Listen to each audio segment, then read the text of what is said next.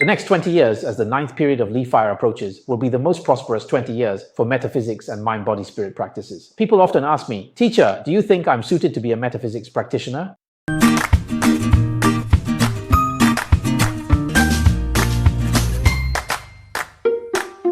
Let's talk about this first. Since the end of last year, the entire metaphysics community has been discussing one topic. What's coming next? The ninth period of Li Fire will bring a major 20-year cycle, and almost all schools and teachers agree on this point. The next 20 years are crucial.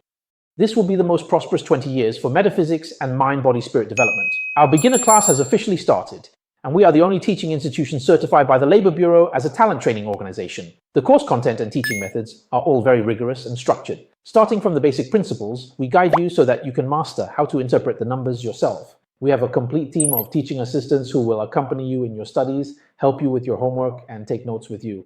What about students in the United States? Because of the time difference, we will also assign American teaching assistants to you. All the course content will be recorded and kept, so you can review it after class.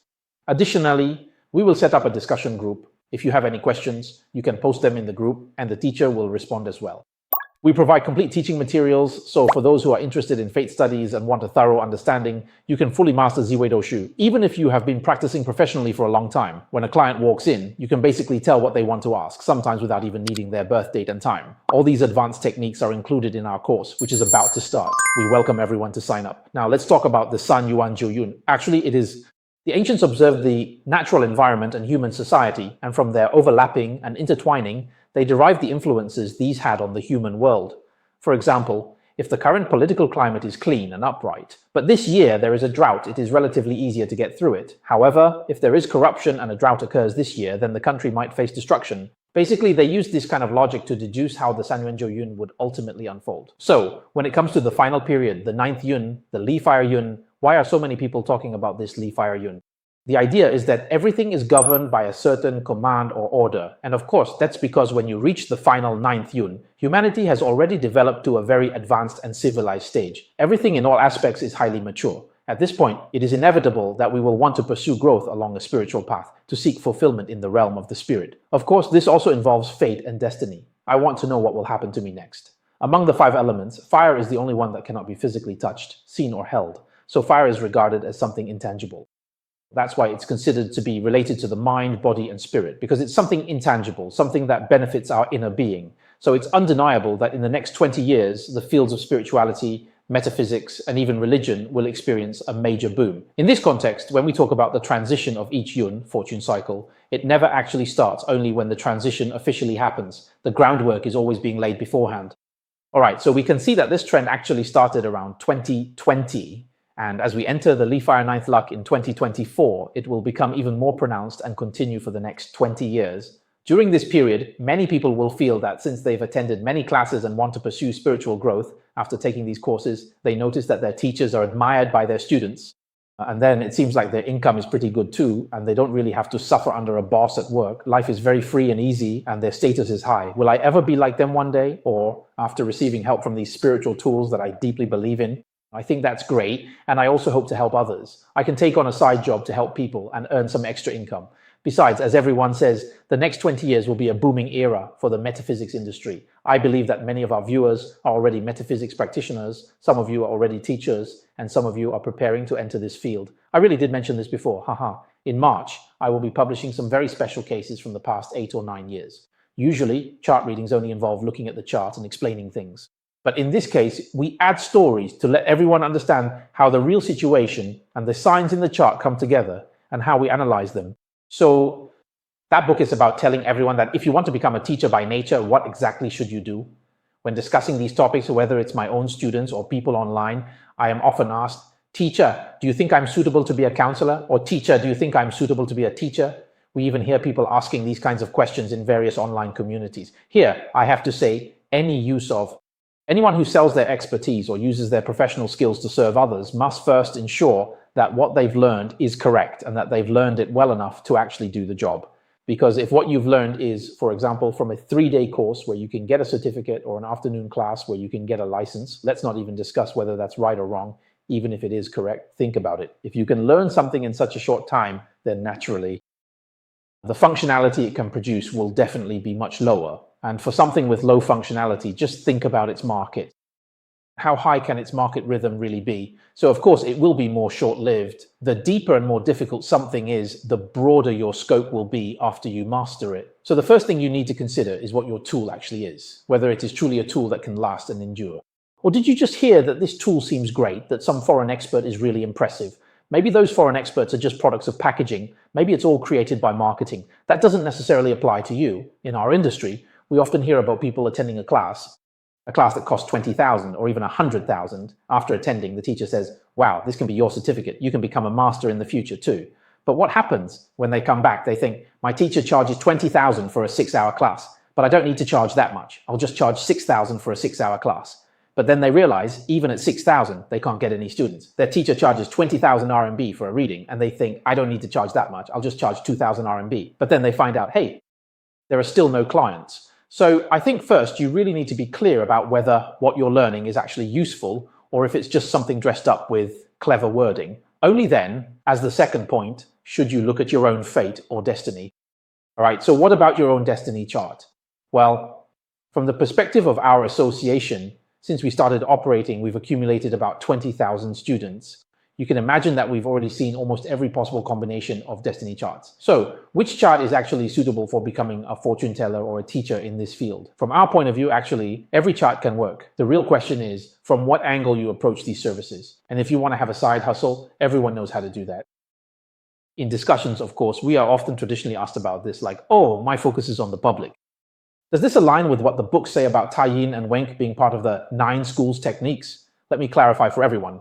9 schools techniques doesn't mean that the technique is ranked 9th and therefore bad. It just refers to the technique itself. In ancient times, it was simply ranked 9th among the 9 schools and 10 philosophers. So, does having Tai Yin and Wenku in one's destiny or wealth sector mean one is suited to be a fortune teller? Or for example, do minor stars like Tianwu and Huagai represent religious beliefs? And does Tianliang represent religious stars? Should I include these in my views on destiny and wealth?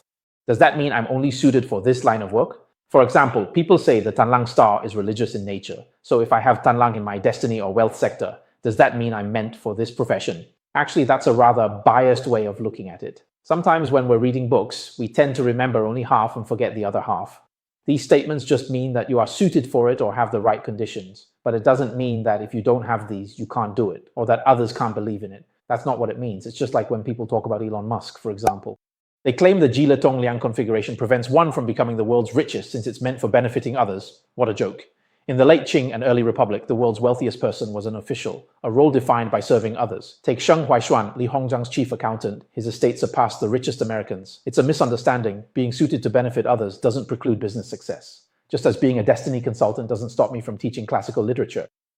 Isn't that right? If you think I'm not suited for this, there's no need to leave comments criticizing me. After all, I'm a destiny consultant now. Actually, this is a logical fallacy we often have. So yes, what's written in the books only means that you're interested in these kinds of things, that you're more likely than others to come into contact with them, and that once you do, you'll be more engaged. But it doesn't mean that only these people can become destiny consultants or psychology teachers or writers. That's not how it works. Instead, what we should be thinking about is what kind of work suits your own personality. Even among destiny consultants, some people are really good at chatting with others and can provide great comfort during consultations. This is even more important than accuracy. Getting things right is actually quite simple. As long as you take our classes seriously for a year, you'll probably achieve the same level of accuracy. I can see that you're going to get divorced, and he can see that you're going to get divorced too. But for the person whose fortune is being read, who only wants to hear that they're going to get divorced, it's like when I go to see a doctor and the doctor tells me, you have liver cancer, you have diabetes. Do I need to know this? Of course I do, because maybe I didn't know before. But once I know, then what?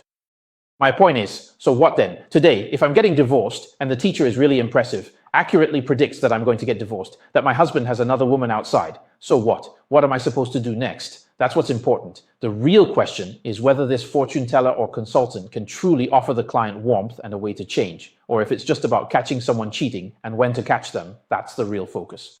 So, which approach is actually suitable for you? In principle, anyone can be suitable. But of course, when it comes to learning, there are certain new types, like those in the Tianji group, Wukutanlang group, Taiyang group, people in these categories.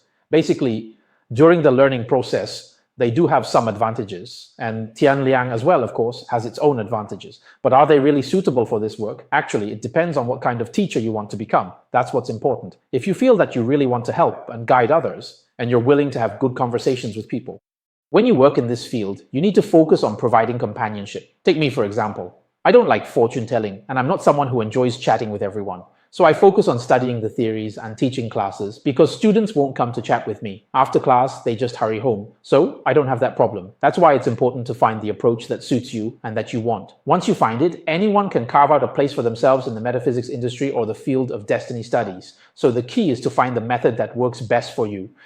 I'm Zi Wei. Hi. Originally, my motivation for studying destiny studies was very simple. I didn't want to spend a lot of money hiring teachers for fortune telling. But during this process, I encountered a major life decision point, the COVID pandemic. For a middle-aged person who has spent their whole life in the tourism industry, suddenly having to switch careers is actually quite difficult. Within half a year, I was about to run out of savings, had no car, no house, and no support from my family of origin. I had to find a way to survive. For me, this was an urgent matter. Although the tourism industry and the mind-body-spirit field are completely different sectors, they actually have something in common because both deal with people. And my future source of income would also come from a broad base of fellow human beings.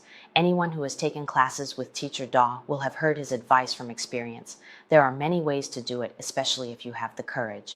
You can go to various major clubs and communities to challenge yourself, and very quickly you might make a name for yourself in one go. Another way is to work hard at giving fortune readings for others, such as participating in various charity fortune-telling groups or even creating your own fan page. If you are a student of the association, you could even consider becoming a teaching assistant, joining teacher training programs, and so on. There are countless ways, but there is a central piece of advice you must follow. You need to find something that you are truly interested in and a method that you are willing to persist with. There is nothing that can be accomplished in just one attempt. But as long as you are willing to persevere, at least in the mind-body-spirit industry, you will definitely be able to carve out a space of your own.